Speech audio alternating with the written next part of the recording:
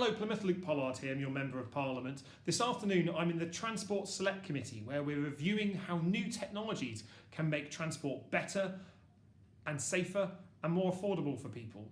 What that means is that I'm not able to be in the debate around the Grenfell survivors.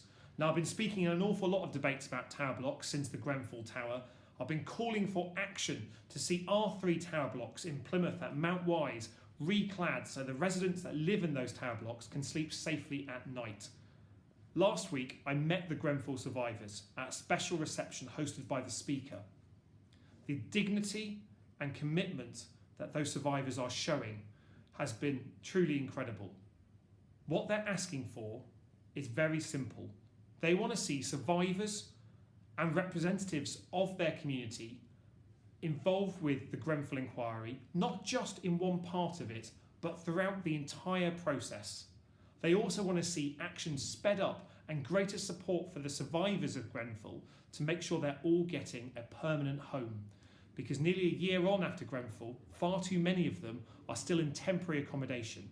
And I heard their stories last week of people still living in hotels, mourning the loss of their family, still uncertain about their future.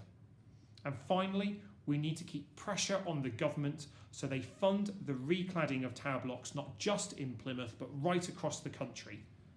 We need to avoid another Grenfell fire. If we don't reclad these tower blocks, if we don't take tower block cladding and safety more seriously than this government is doing at the moment, we risk having another Grenfell fire. That can never, ever happen. That's why we need action from this government, from Theresa May, now. I'll be continuing to support the campaign for recladding work in the Mount Wise tower blocks and supporting the survivors of the Grenfell fire. But I want to let you know why I'm not speaking in that debate today, because I'm in another committee at the same time. But they have my full and continuing support. Thanks, Plymouth. See you soon.